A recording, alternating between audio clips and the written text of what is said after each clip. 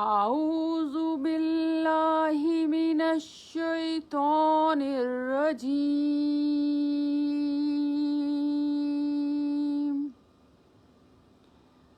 بسم الله الرحمن الرحيم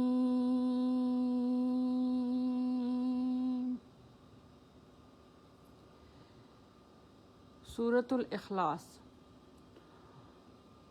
قل هو الله أحد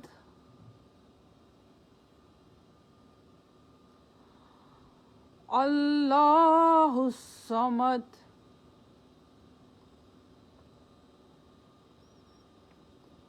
لم يلد ولم يولد ولم يكن له كفوا أحد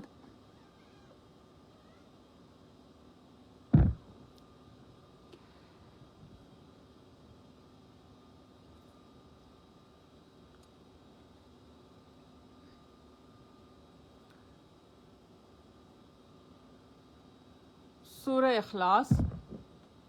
Say that God is one and He is as-Samad.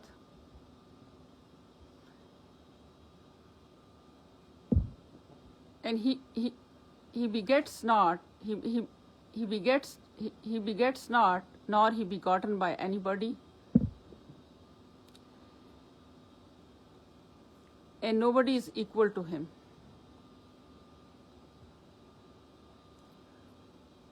Today we are doing the last verse of the surah, verse number 4. And verse number 4 is Lam yakul lahu kufuwan ahad. We will go into the deeper meaning of word kufuwan.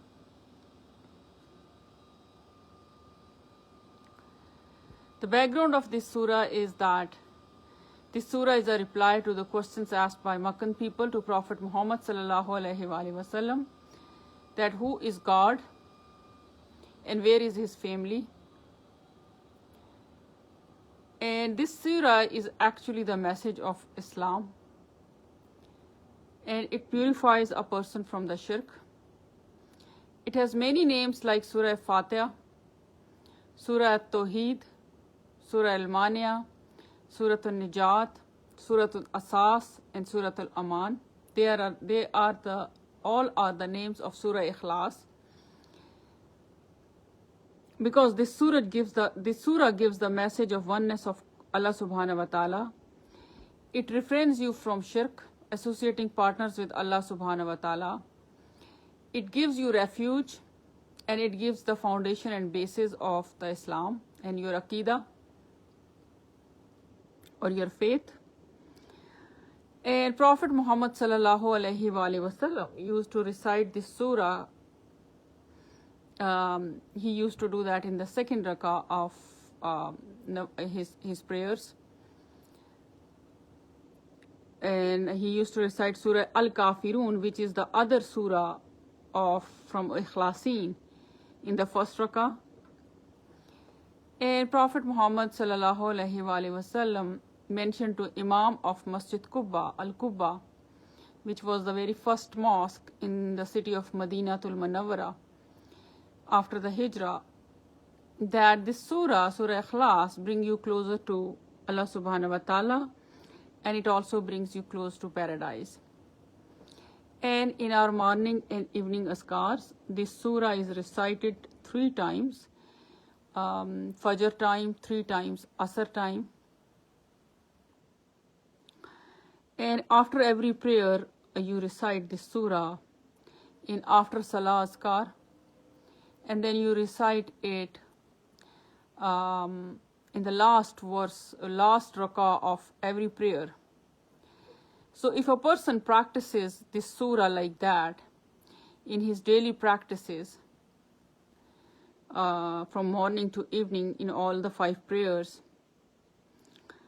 and in morning and evening askars, and after Salah supplications, there is no doubt that any little bit of the shirk, any single tiny bit of the shirk will remain inside him. And that is the purpose of this surah. And this surah is not very long surah. This is a very short surah, and it's very easy to do it. So today we will go into the deeper meaning of word kufuwan. We already did the word ahad and lam yaqullahu. These are all the harufs, and then we have this kufuwan and ahad. Ahad, we already talked that this word cannot be used for anybody except God as a single noun. But yes, it can be used as a compound. In a compound, it can be used. For example, ahada ashara. You can use it, but as a single noun, it cannot be used. And then word kufuwan. Kufuwan means equal, means partnership, means comparable. And in Urdu we will call it hum asar. We will call it hum asar, hum paya, hum palla, hum asar, or barabar. So this word is self-explanatory, that for Allah subhanahu wa ta'ala, there is nobody equal to him. There is no partner to him. There is nobody comparable to him. And when we talk about the partnership, it means that nobody is his partner in his power. And if he grants power to somebody, the power will still remain in his hand, but it's his will if he grants it to somebody. Laysa kamisli shay'in wa huwa as-sami'ul basir. Nothing is like him, and he is the hearer and seer. So Allah subhanahu wa ta'ala is nobody you can compare to Allah subhanahu wa ta'ala. In his essence, you not at all. Attributes, when a person continuously does the tasbih of his names, for example, Rahman, Rahim, Al-Kareem, or Salam, or Momin, or Wali, or Wali, or any of his names, like Sami or Basir, like he continuously does the tasbih. Those attributes, he get like some percentage of those attributes. But it never means that, for example, if somebody recites the tasbih of Surah like Ar-Rahman and Ar-Rahim, and continuously does the tasbih of these names, that person will, the person's heart will be softened. And the person's heart condition will change. And so we will talk in detail when we will do the Allah's name. And Allah subhanahu wa ta'ala, he can create anybody the way he created very first time. So Allah subhanahu wa ta'ala can have this power, because this was also asked by Meccan people, that how Allah will create us again on the day of judgment, when all of us will be in our graves and we will be decomposed. And now even we know that from science knowledge that in our tailbone, coccyx, we have some stem cells, and through the stem cells, they are totipotent stem cells. And from the stem cells, you can recreate the things. Like this is the basis of all the transplant medicine in these days, heart transplant and liver transplant and all the transplant medicine. You use the HLA match, or you use the stem cells. So if science can do it, then why can't Allah can do it? Like it's out of question that Allah cannot recreate you the way He created you very first time.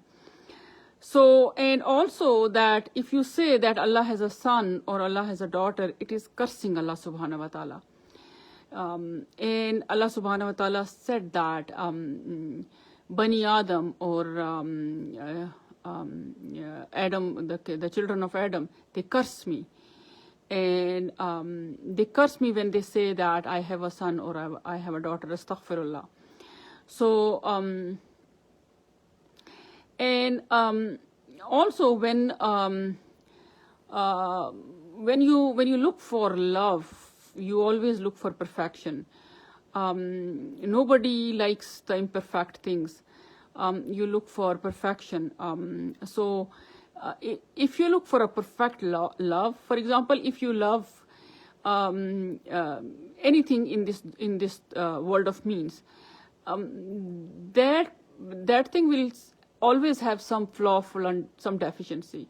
For example, if you like a model of the car, and you go and you buy that model, and after some days you will just be you will be bored of that. Maybe for 5-6 years you use that car, and then you will say, oh, I need a new model now. That similarly, if you fell in love with somebody and you say, oh, this is the perfect person, my match, this person is my soulmate, and I'll be very happy with this person. And then when you start living with that person, and there will be always some deficiency in that person. There will be always some deficiency in you. You are not a perfect human being, and your partner is not a perfect human being. So human heart always desires for a perfect love. Always look for somebody who can meet your deficiencies and your imperfections and make you complete. And this love, which gives you a sense of fullness, a sense of perfection, and your emptiness, your hollowness, and all your impurities, the love which gives all of this is Allah subhanahu wa ta'ala's love. Because Allah is eternal. He will stay. He will never die. He was always there. And He is the perfect one. And His love is unconditional. For example, even when you don't remember Him, He still gives you a lot of blessings in your life. Only thing is, He wants you to pay gratitude for those blessings. And if He gives you trial, He wants you to be patient in those trials. So He just talks in His book what He wants. So if you really look for a perfect love, don't get lost into the love of this world of means. Just try to connect your heart to Him, and there you go. You get a cure, you get a healing, you get a very nice feeling. It's a total wellness. He has beautiful 99 names. These are the 99 names, and if you even just say these names one name once a day, that will be so much. He gets so happy when his abd remembers him. So concluding this surah, that this surah, Surah At-Tawheed, or Surah Nijat or Mania, or SURAIKLAS, one of the Ikhlasin, that will purify you from the shirk. And you have to say that. The way he said it to Muhammad Mustafa sallallahu alaihi wasallam, he is addressing through Muhammad Mustafa sallallahu alaihi wasallam to entire of his humanity. Not only to his ummah. Remember, any message which is given to Muhammad Mustafa sallallahu alaihi wasallam, that message is not only given to him, through him, because he is a mercy for mankind. He is not only a mercy for Muslims. If he is a mercy for mankind, then any message which is given to Muhammad Mustafa sallallahu alaihi wasallam is equally given to every single human being on this planet Earth who came here, who lived here, and who is leaving this and going into another world. I always give you repetitively the concepts of Alamin, because a person, when a person tries to make other people understand, that person thinks how I understand the things, how these things become cleared up for me, what was the barrier for me. So from your personal experiences, sometimes they are very valuable, and when you share, other people they take the benefit. So remember this surah, and make it this surah part of your daily azkars, morning and evening, and all your salawats. I will do one more video, or maybe we don't need that, to summarize that whole surah. If you even look at the mind maps of this surah, I worked very hard. I went into the deeper meaning of Ustaza Dr. Farhat Hashmi Tafsir. I took these courses from her, and I try to make these small mind maps so that you can understand this surah. Thank you very much for watching my videos, and thank you very much. If you have any questions or queries, you can always ask in the put into the comment box. And I have my YouTube channel, which is Sadqa-e-jariyah, and I'm making some short videos on that channel for with the name of Clear Concepts of Holy Quran. And I also have another channel with my son Muhammad Damain, and I make short videos on Seerah of Prophet Muhammad sallallahu alaihi wasallam. And if you scroll down my Facebook timeline, you will find the link of my channel.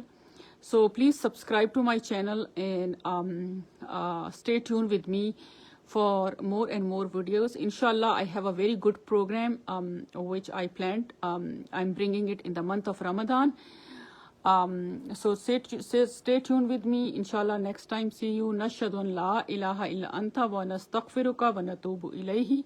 Assalamu alaikum wa rahmatullahi wa barakatuhu.